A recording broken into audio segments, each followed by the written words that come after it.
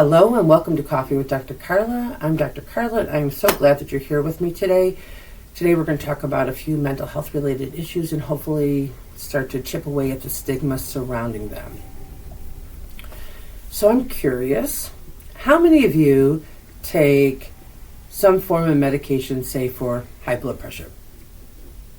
Or perhaps medication for a thyroid issue? Or maybe medication for diabetes, right? When we take those medications for some sort of medical issue, or maybe we take some medication for some chronic pain that we're experiencing.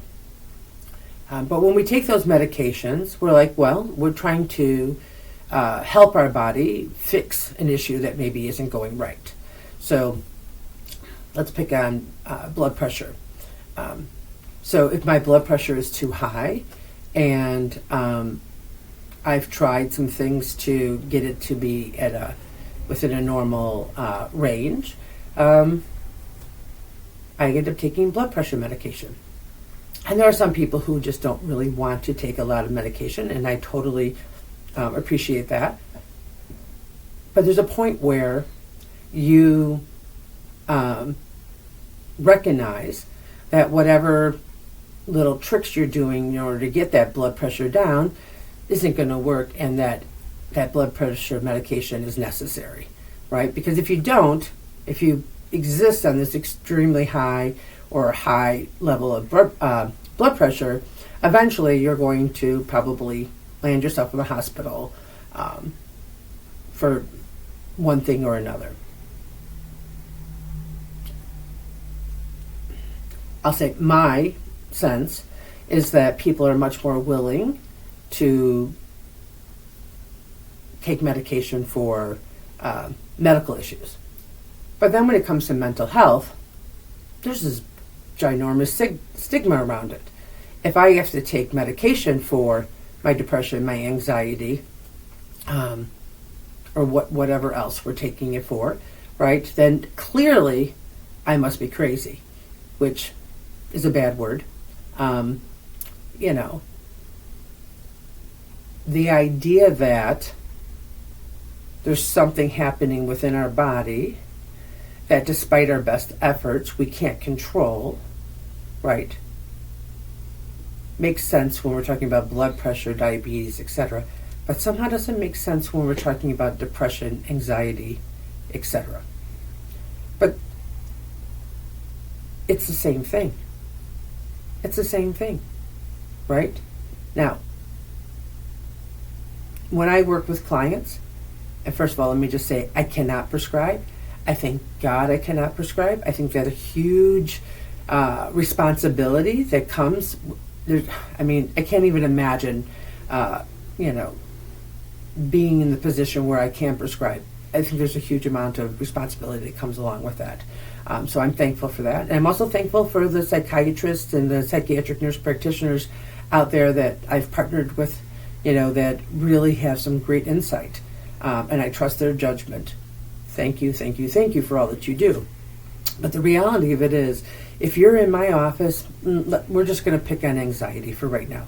And there's issues surrounding anxiety that we're working on.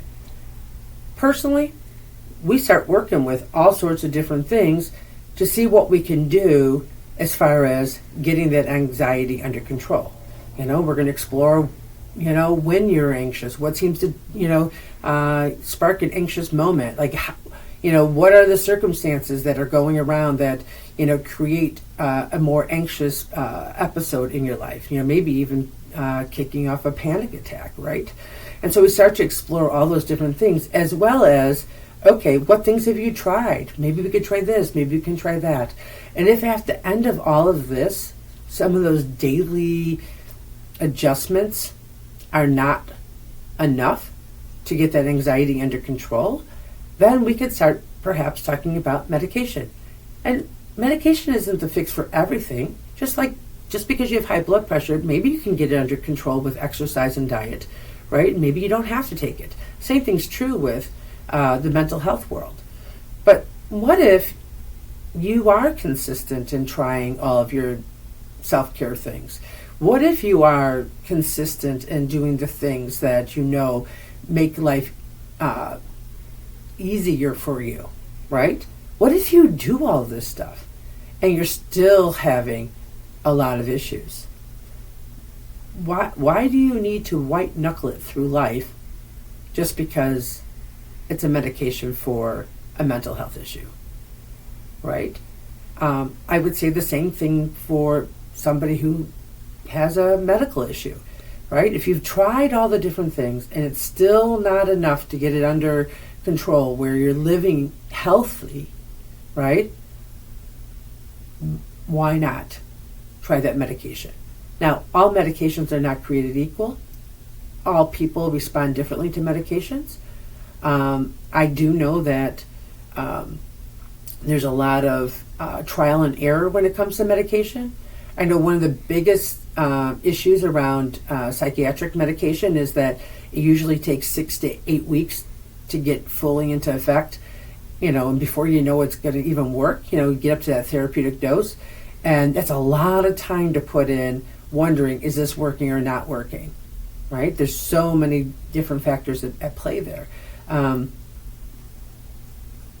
It requires so much of us to have faith to jump into that, especially if we're not reacting well to it. There is a point where you just know that it's not right, and you talk to your doctor, and you stop that, and you start something else. I will say that lately, probably the last 8-ish years, there have been more and more strides made in trying to figure out how to determine which medications are going to best serve a specific person. So there's a company called Gene Site Testing. So Gene is in GENE, and then Site SIGHT.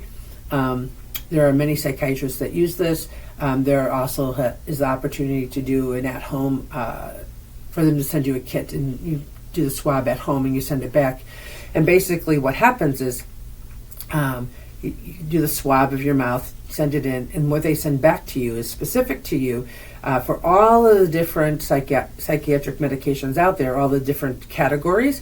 They will send you back a list of what they call green, yellow, and red medications. So if we go back to our example of anxiety, they're going to say, hey, these medications fall in the green zone, and these medications are likely going to have the greatest success with you, right? And then the yellow zone says, if none of the green zone work, these might work, they might not work. It's got a lesser chance. And the red zone is really like, it's highly unlikely that any of these are going to work, right? And so once you have that, it can inform your choices so that it doesn't feel like you're playing pick a pill all the time. So not all psychiatrists use it. Not all people want to go through that process because insurance companies are still not paying for that.